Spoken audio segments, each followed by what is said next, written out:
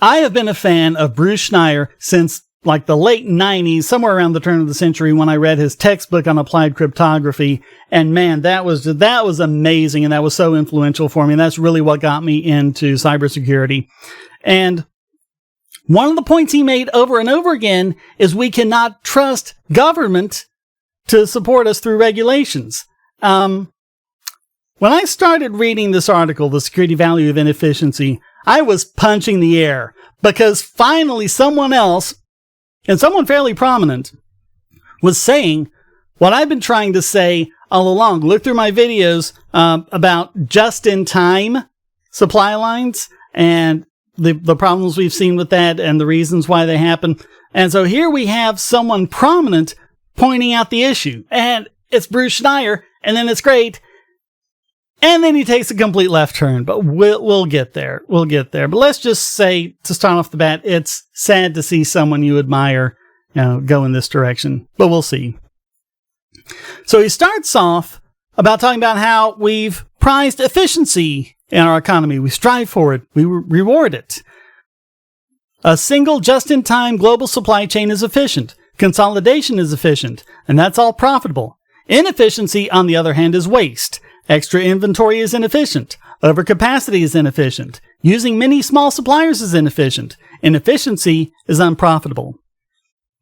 And that's the Keynesian view of things. When you have things like items that are just sitting there in a warehouse, or money that's just sitting there in investment accounts or whatever, that's wrong to them. You have to keep everything flowing. You have to keep everything efficient. And that's what our government's whole economic policy is about. And that's what the Fed is about. That's what central banks all over the world strive to do.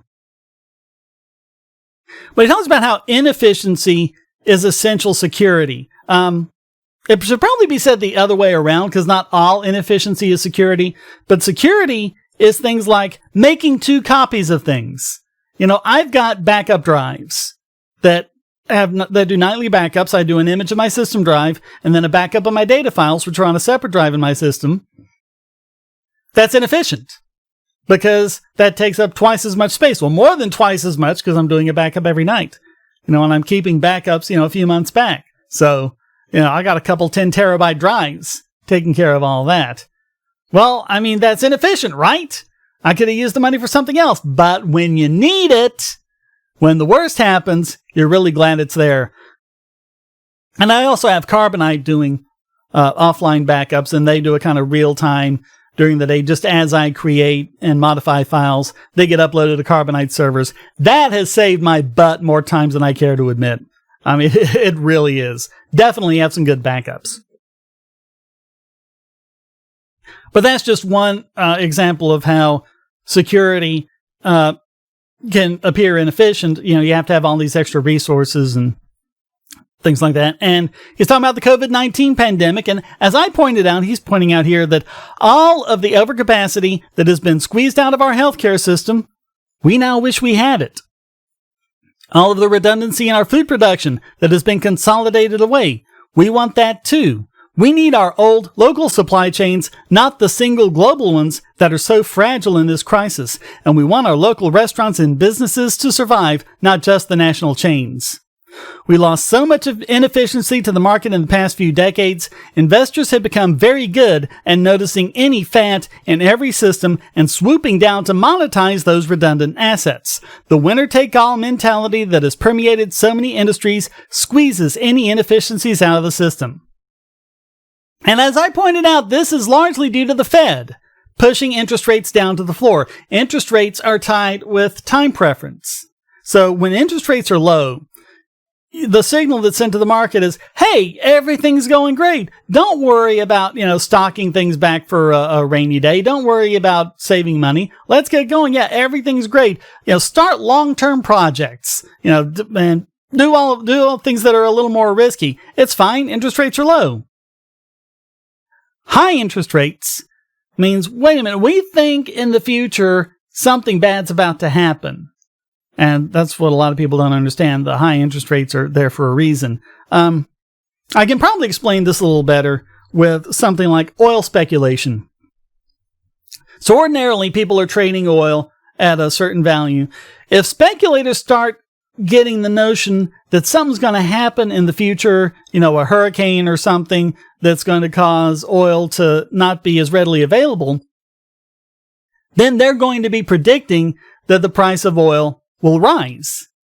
That's going to incentivize them to buy up as much oil as they can now at the lower price, so that when it goes up later, they can sell it off. And that's exactly what happened with Katrina. Everyone was saying, oh, the oil speculators are to blame for the price rise. No. They're not to blame for it. They just predicted it. They were doing their jobs. Because what happens, the supply shock hits, and then the price of oil goes up. The speculators start selling off that oil. And so that's like oil being saved for a rainy day. And so we can actually come in and help the supply so we don't have this massive shortage that it otherwise would have been. That's what happens. Higher interest rates are saying basically across the board, hey, something weird is going on in this economy. Don't worry about doing the long-term projects for right now. Focus on stocking up. Focus on saving as much money as you can, because it looks like something is about to happen. And so if you do that, you have people putting more money aside and investing it instead of consuming it at a time when, that's okay. You're not really reliant on consumption that much. And then you also have people, stocking up on items in the warehouse in case there's a shortage later. That's also good. But, the Keynesian view of that is, oh, no, that's bad. That's, hoarding and all the different, they have some fancy terms for it, but yeah, they just keep saying that's bad and that's what we need to stop. No, that's what we need to encourage. Interest rates go up for a reason.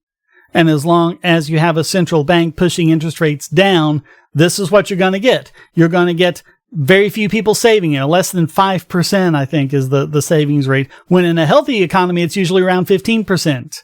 But they've got it into their head that, saving is destruction, the paradox of thrift, all that good stuff.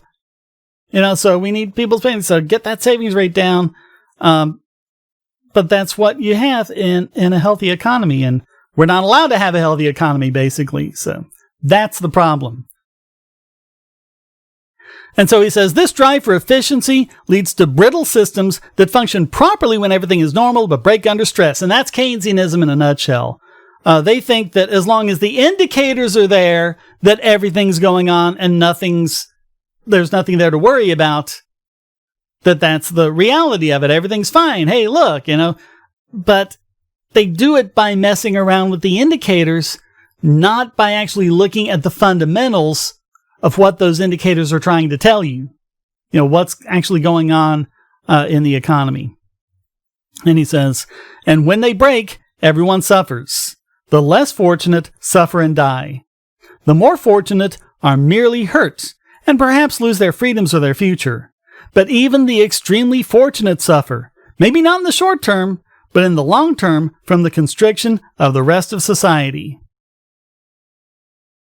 Efficient systems have limited ability to deal with system-wide economic shocks, and they're coming with increased frequency. They're caused by global pandemics, yes, but also by climate change, financial crises, political crises. If we want to be sure about these crises and more, we need to add inefficiency back into our systems. And he's saying that, don't make things, the sloppy and wasteful. We need a certain kind of inefficiency. It depends on the system. Sometimes we need redundancy. Sometimes we need diversity. And sometimes we need overcapacity. This whole point, I'm punching the air. Finally, someone else of prominence is saying what I've been saying for months. And then he takes the left turn. The market isn't going to supply any of these things, least of all in a strategic capacity that will result in resilience. What's necessary to make any of this work is regulation. This from the guy who has an entire textbook basically saying we can't rely on government. How did this happen? I saw it coming. A lot of you might remember me talking about this when it did. This was a few years ago. I think it was like 2016, something like that. There were all these conferences about, the regulation of encryption and cybersecurity that was coming. And up until that point, Schneier had been pretty much an opponent of any sort of government regulation here. And then he started saying, well, you know what? It looks like regulation is inevitable. It looks like it's coming. So either we're going to have bad regulations made by politicians with perverse incentives or who are just ignorant about things, or we can step in and write good regulations now so we won't have to work with bad regulations later. That's how they get you. That's how they get you. You start off with saying we need regulations as a defensive measure, just to protect us from bad regulations in the future, to what he's doing here, which is completely supporting regulation. Now, Schneier is not an economist. He can be forgiven for not knowing a lot of stuff. But he's completely misdiagnosed here. You know, so much of what he's talking about is a problem caused by regulation, not just the Fed that I've been talking about. He goes on to say, you know, our meat supply chain is brittle because there are limited numbers of massive meatpacking plants, now disease factories, rather than lots of smaller slaughterhouses. Well, why is that? I don't remember if it was on the podcast or a different video, but I was talking about small meat suppliers, small farmers and things like that, trying to step in and say, hey, you know, these big restaurant chains and smaller restaurants, and, you know, you're having trouble getting meat. We've got livestock. We can supply you with meat. The government stopped them from doing that because they weren't part of the USDA system. That's why it's not happening. It's not happening because of a lack of regulation. It's happening because of regulation. The USDA system basically mandates exactly what he's saying. These few large meatpacking plants that they can go in and inspect and support, and makes it really difficult on the local farmers. There's a bill that's kind of languishing in Congress to at least make up a little bit of a small step towards remedying that. It doesn't appear to be going much of anywhere because I think the special interests are just going the other way. But yeah, that's a complete misdiagnosis. And he says, our retail supply chain is brittle because a few national companies and websites dominate. Again, why is that? You know, what happens when you try to make a competitive website, you know, and then they come in with all these restrictions, all of these requirements that are basically going to mandate that you buy all these expensive filters, you know, that a small website's not going to be able to afford because, one of your users might post something copyrighted or whatever. I mean, it's crazy. If you're doing anything like that online, then you basically have to have a huge legal department just to make sure you're not violating some crazy copyright law somewhere. It's absolutely ridiculous. We need multiple companies offering alternatives to a single product or service. We need more competition, more niche players, more local companies, more domestic corporate players, and diversity in our international suppliers. Competition provides all of that while monopolies suck that out of the system. And the only way you get monopolies is with regulation. Monopolies are not sustainable in a free market. The free market is how you get local companies and more niche players and more competition and things like that. You know, he's complaining about all sorts of things that are just heavily regulated. Heavily regulated. And he's talking about regulations that require certain inefficiencies. This isn't anything new. Every safety system we have is, to some extent, an inefficiency. It's true for fire escapes on buildings, lifeboats on cruise ships, etc., etc. Well, there's kind of a difference here. A fire escape on a building is a fairly straightforward thing. You know, if there's a fire, you go out the fire escape. How are you going to have regulations telling companies where the line between just-in-time supply and just-in-case supply should be at any given moment? Because if you mandate that too low, then you have the problems that we have now with just-in-time. If you mandate it too high, then you're putting too many inefficiencies into the economy. And there's just no way they can figure that out. It's the economic calculation problem again. It just comes and rears its ugly head. The only way we know of doing this properly is the price mechanism. It's not perfect, but it gets us as close as anything else can. It's incredibly adaptable. I mean, if you pass a regulation and then you figure out, oh, well, we put this inefficiency in the wrong place, how long does it take to change it? Whereas prices can change moment by moment. And the interest rate is just another kind of price. So the interest rates that are saying, oh, well, the interest rates are low, that means you can take riskier investments, you can do more things in the long term because we've got an economy that supports all of that. Versus interest rates are higher. Okay, you might want to take fewer risks, think more in the short term, think about, whatever crisis might be coming up, stock up on supplies, sock money back for a rainy day, get more investment dollars in there so that companies can have the investment capital they need to correct for whatever the problem is. The price mechanism is the only way that can happen. And it's funny because he says, with those two things in place, the market can work its magic to provide for these strategic inefficiencies. Well, no, that's going to stop the market from working its magic. That's what's stopping it now. And I mean, it's really sad to see someone like Bruce Schneier, who is incredibly intelligent. I'm still a fan. I admire him greatly, but he's just kind of lost his way when it comes to government regulation. Yeah, he says the government is the entity that steps in and enforces a level playing field instead of a race to the bottom. I don't know how naive you have to be to believe that today. It's the government that enforces a race to the bottom. Oh, you're a failing company? Here, have some subsidies or have some stimulus money. What schools get the most money? Oh, it's the failing schools because apparently they need it. And that incentivizes failure, and that is the race to the bottom. And you put all of these requirements on meat production and inspection and storage and things like that. Things that you basically have to be a large company like ConAgra, to be able to do.